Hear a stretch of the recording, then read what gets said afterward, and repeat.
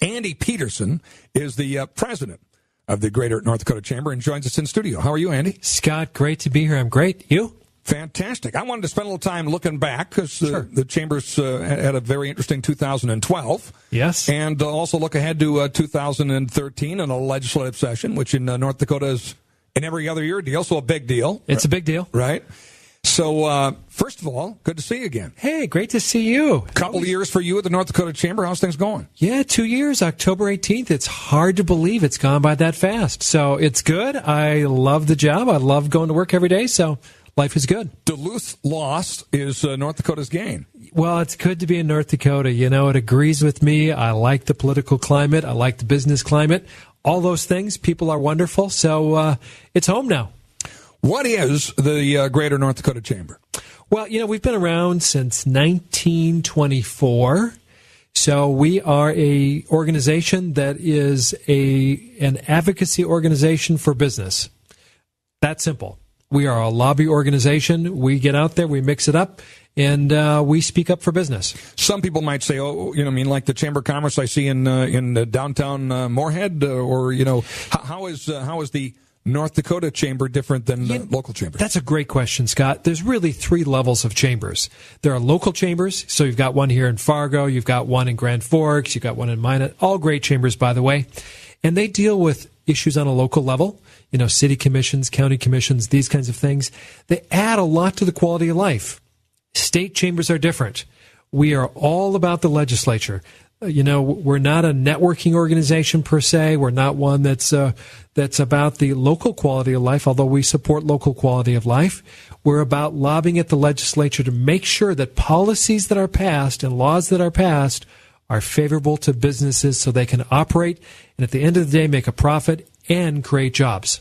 This was not a legislative year in North Dakota, so if you look back and say, here's an example of what I'm talking about, that your state chamber advocates for you, give me some examples of the victories in 2012. You know, there's lots of victories that we've had.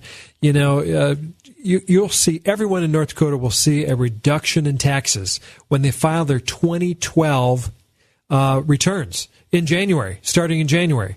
And that's a direct result of us lobbying at the legislature. That's a victory that we look at. But there's so many other little things that happen throughout the year. You know, we develop policy going forward. We deal with issues as they come up.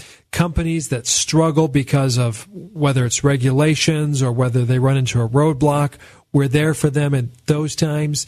We attend all the midterm, you know, committees. So we're highly involved. So lots of little victories there, but looking forward to the victory next year. How much of the heavy lifting that happens at a legislative session really begins before a session actually gets underway? You know, if you don't do your homework before the session comes up, if you don't build the relationships, if you don't forward the ideas, if you don't describe what you want to do, you know, it's too late once you get there. It's kind of like planning for a trip. You know, if you're going on a tour and someone's taking you around and you're following an umbrella somewhere, you know, that's the easy way to do it. That doesn't happen at a legislative session. You got to plan, you got to strategize, you got to form those relationships. You got to get in there and get that done before the session begins. It's like a fighter, you know what I mean? He or she doesn't go into a ring and start to fight. You got to train for months in advance. You got to get prepared, you got to get ready, and you got to be ready when you get in the ring. That's really how it is. Because actually, when you come to a legislative session, you know, to a certain extent, a good portion of the cake is baked, isn't it? I mean, you may decide a little more of this, a little less of this, but you know, on the framework at least, it's not going to change much. Well, and you might add some sprinkles to it. You're exactly right, and you might, you know, change the color of the frosting, but the cake is baked; it's ready to go. So one of the things that we worked on last year that people aren't aware of, well, maybe they are, Measure 2. That was something that we fought. We beat that back. You know, while we're all about reducing taxes, we talked about that a minute or two ago. That was a plan without a plan out there. So that went away, and we really worked hard on making that happen.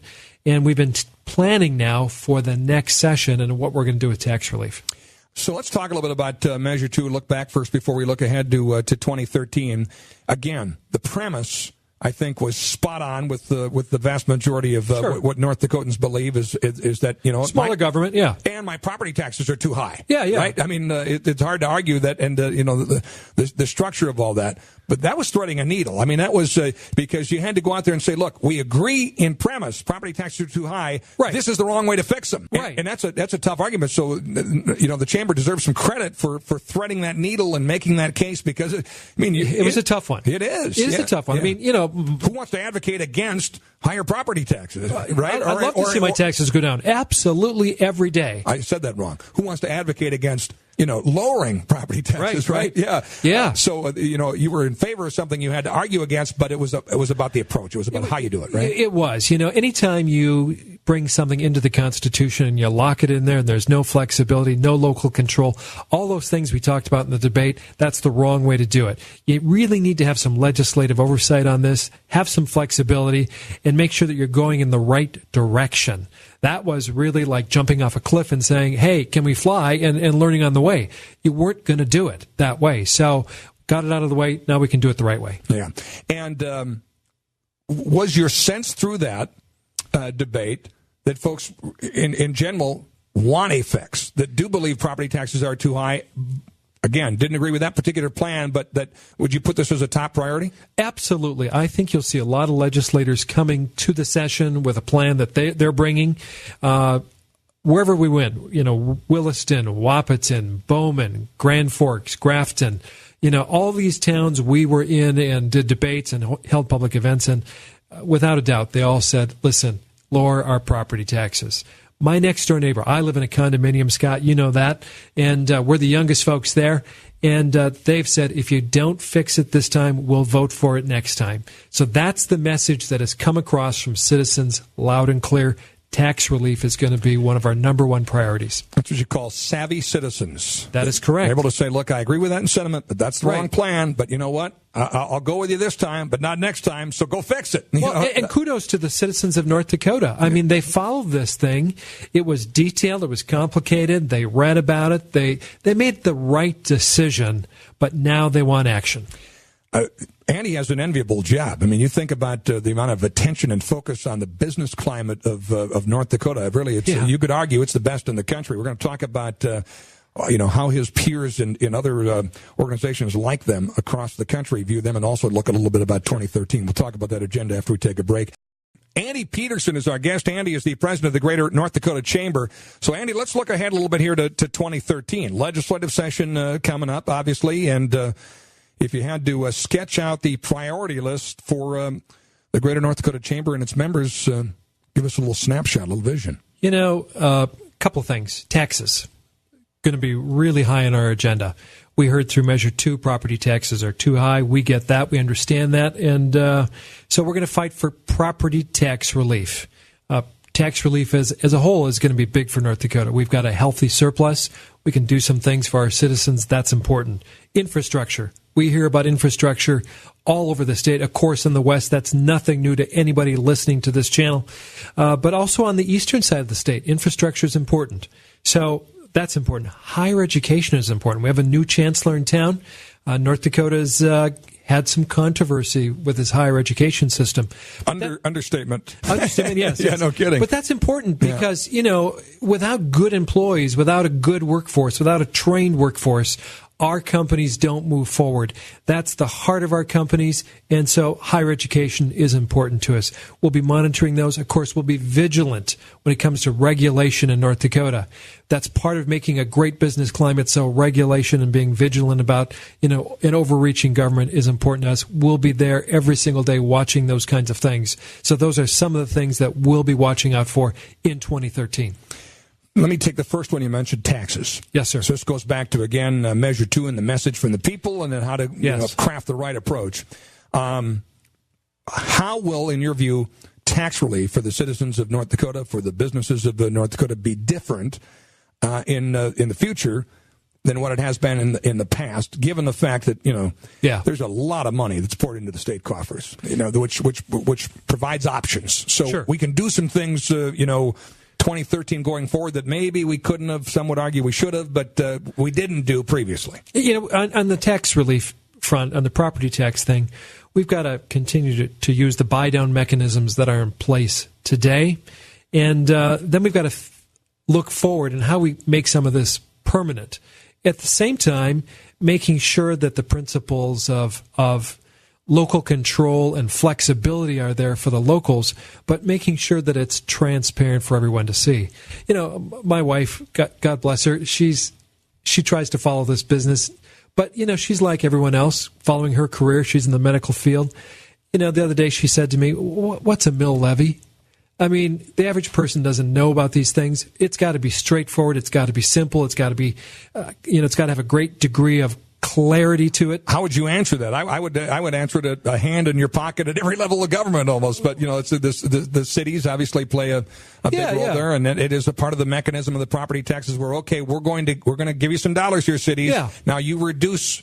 You reduce what you're charging the citizens, right? Yeah, exactly. But on the same token, you got to have a certain level of government. It's got to be effective. It's got to be efficient. Without it, no one gets along. Why do we call it a mill levy, by the way? Well, it's a fancy formula, basically, that says this is how much, this thing is worth, and it's different in many cases. So it's sort of be like percentages, wouldn't it? I mean, in Park District, you get this percentage, city, you get this percentage, county, you get this percentage. And there's a formula that comes along with that. Yeah. Yeah, the average person doesn't understand it. So we got to lend some clarity to that so people get it and understand it.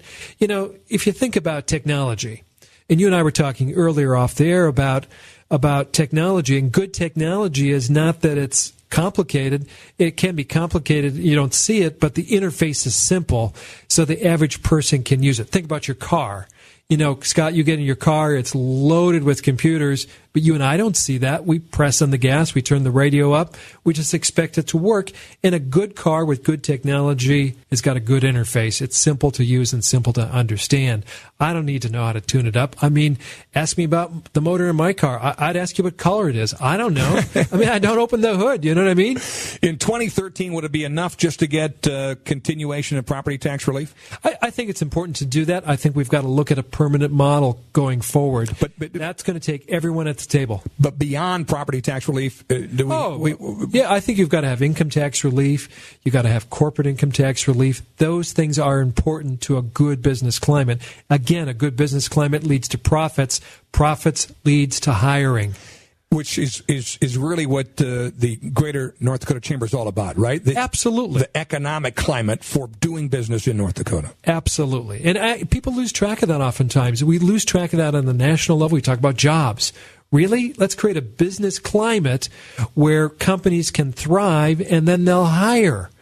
We always put it backwards. Let's hire. I know there's various rankings. How close are we to the best of the best right now? You know, we're typically around number 7 of all 50 states. We've got a little ways to go. We're in the top 10. That's a great thing. But let's make us number 1. What would that take? Well, you know, there's lots of different measures out there. We're number 1 in so many areas. You know, we're number 1 in job growth, both long-term and short-term. We're number 1 in STEM, employment growth, all these kinds of things. But there's some things we need to do, and one is a better tax climate, make sure that our regulatory environment continues to be the type of thing that businesses want. So there's a lot of things that add into it. Know that we're on it. Any chance that corporate taxes could... I ultimately be eliminated? Does it take something like that to take notice, or are they competitive enough now that that's not a reason They're absolutely competitive and getting more competitive. I'm convinced that after the next session, they'll even be, we'll move into the top 5. So eliminating one of those would be a great thing. That would really lend some credibility to it. How big a deal is North Dakota nationally right now?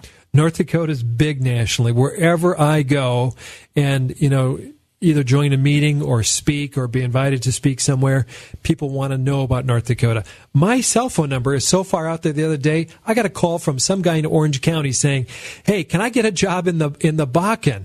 And I thought, wow, that's out there. So people are passing numbers around. People are talking about North Dakota. We have a lot to be proud of, and we are the national leader as far as job creation. That in itself speaks volumes about North Dakota. We're a big deal. But nobody's sitting around saying, we've arrived. We're saying, Right. Let's strive. The minute we sit around and put our hands underneath our legs and say, hey, we've arrived, we're in trouble. We can never afford to do that because the next state is going to think about it. Wyoming is really considered the number one business climate right now in the nation, and they've had a little lull right now. They know we're behind them. We're working hard at it. I was at a conference. Governor Meade from Wyoming was there, and he kept talking about that pesky North Dakota.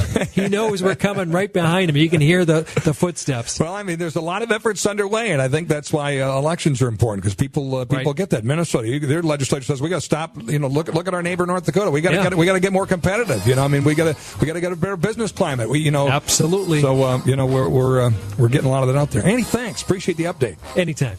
Andy Peterson, president of the Greater North Dakota Chamber, our guest on the Common Sense Club.